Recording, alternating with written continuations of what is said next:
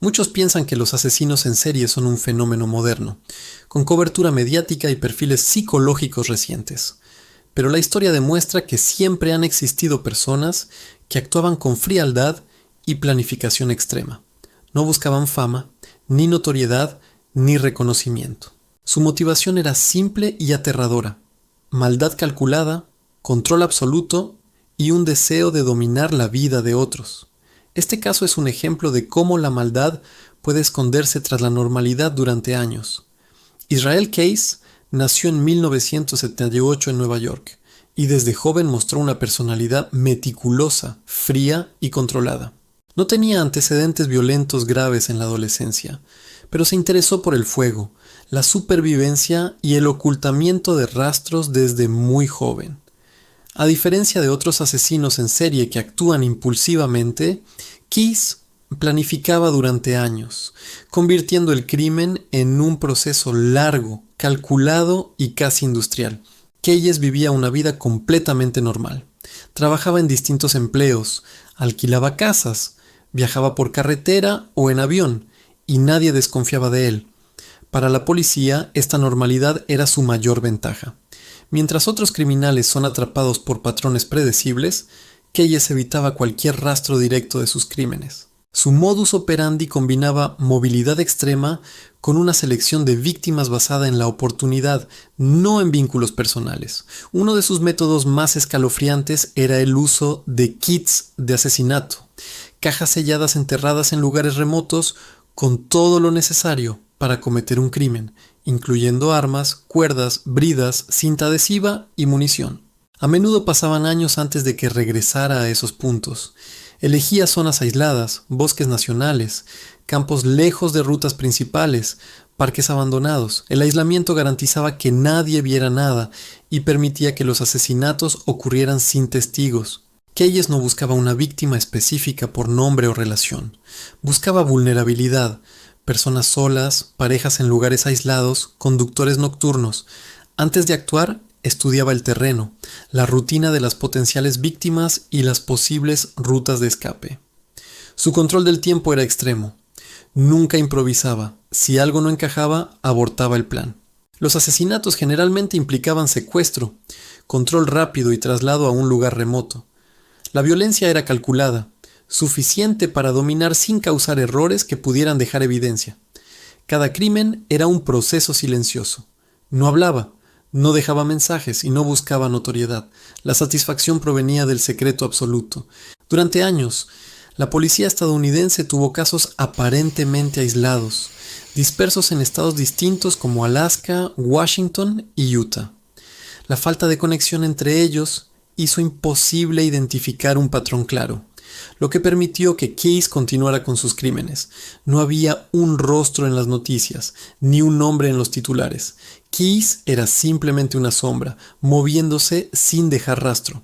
Entre 1996 y 2012, Israel Case cometió asesinatos y desapariciones en distintas partes de Estados Unidos.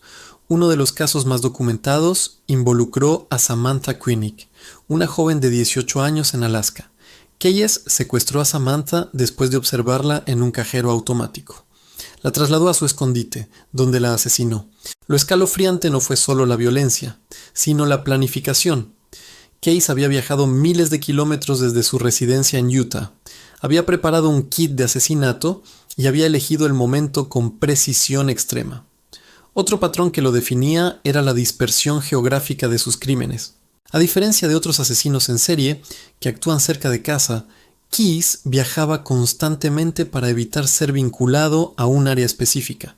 Cometía crímenes en Alaska, Washington, Oregon y Utah, lo que dificultaba enormemente el trabajo policial. Cada jurisdicción manejaba su caso de manera independiente, sin notar la conexión. La policía no tenía un perfil claro. Los crímenes parecían aislados, sin relación entre ellos. Esto llevó a años de investigaciones dispersas y reportes que describían desapariciones sin evidencia concluyente. Cuando se descubrió a Case, los investigadores se sorprendieron por la meticulosidad de sus preparativos y la distancia entre sus crímenes, un modus operandi casi sin precedentes. Los medios comenzaron a interesarse después de la detención en 2012. Los periódicos informaron sobre su historial, la brutalidad, la planificación extrema, los kits enterrados. Expertos en criminología destacaron su inteligencia y paciencia y lo compararon con otros asesinos en serie, aunque lo consideraron particularmente singular por la amplitud geográfica de sus crímenes. Los artículos se enfocaban tanto en la psicología como en el método, mostrando cómo un individuo puede cometer múltiples asesinatos durante años sin ser detectado. Keyes fue finalmente arrestado por el secuestro y asesinato de Samantha Koenig. Durante los interrogatorios confesó otros crímenes, aunque muchos detalles permanecen vagos. La policía documentó su habilidad para moverse desapercibido, la precisión con la que elegía a las víctimas y la planificación de cada paso. Cada confesión agregaba capas al retrato de un asesino metódico que podía parecer completamente ordinario ante los ojos de la sociedad. Este bloque resalta la interacción entre la investigación policial y la cobertura mediática. Los reportes destacaban la complejidad del caso. Un hombre que podía viajar miles de kilómetros, mantener una vida normal y cometer asesinatos sin dejar rastro directo. Cada artículo y análisis forense intentaba responder a la pregunta que nadie podía entender: ¿cómo alguien podía hacer esto sin ser descubierto durante tanto tiempo? Tras su arresto, en marzo de 2012, Israel Keyes se convirtió en uno de los asesinos más estudiados de la criminología moderna. La Fiscalía de Alaska lo procesó por el asesinato de Samantha Koenig, pero la investigación rápidamente reveló otros crímenes no resueltos. Los fiscales se enfrentaron al desafío de reconstruir casos antiguos sin testigos directos ni evidencia física concluyente en algunos de ellos. Durante el juicio, Keyes mostró un comportamiento frío y meticuloso. Admitió haber planeado cada crimen con anticipación, describiendo con detalle los métodos y la logística. Su confesión fue impactante para jurados y abogados. No había remordimiento, no había emoción, solo una exposición precisa de hechos. Los medios cubrieron cada detalle, describiendo cómo un hombre aparentemente ordinario podía ejecutar actos de extrema violencia con tal control y precisión. La cobertura periodística fue intensa. Los periódicos compararon a Keyes con asesinos históricos y modernos, destacando su planificación avanzada y movilidad geográfica. Expertos en criminología enfatizaron que su perfil no encajaba con los patrones típicos, no actuaba impulsivamente, no repetía los mismos métodos en cada crimen y no buscaba notoriedad. Su satisfacción residía únicamente en el secreto y el control absoluto de sus víctimas. El legado de Israel Keyes también se estudia en términos de prevención. Su caso demostró cómo un asesino puede permanecer años activo gracias a movilidad, planificación, anonimato y ausencia de patrones obvios. Las fuerzas policiales aprendieron la importancia de la cooperación entre jurisdicciones y del análisis de crímenes dispersos geográficamente. Además, los psicólogos y criminólogos analizaron sus motivaciones y su capacidad de ocultar su maldad tras una vida normal. A pesar de que Keyes murió en prisión en 2012 por suicidio, su caso continúa enseñando lecciones sobre la detección y el estudio del comportamiento criminal. Los crímenes, los métodos y la planificación que utilizó han sido documentados y estudiados ampliamente. Su historia sirve de advertencia.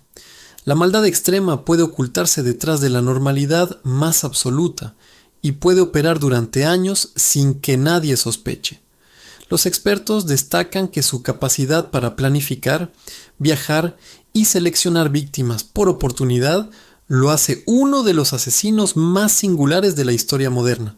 Cada crimen, aunque aislado geográficamente, seguía un patrón de preparación detallada. Los medios, los investigadores y los criminólogos coinciden en que Keyes es un ejemplo extremo de cómo el crimen puede ser tanto metódico como invisible. En resumen, Israel Keyes no fue solo un asesino en serie, fue un maestro del ocultamiento y la planificación. Sus crímenes revelan cómo la paciencia, la movilidad y el anonimato permiten que la maldad opere durante años. Aunque sus víctimas fueron muchas, el estudio de su vida y de sus métodos ofrece un retrato aterrador de la mente criminal y un aprendizaje invaluable para la criminología moderna.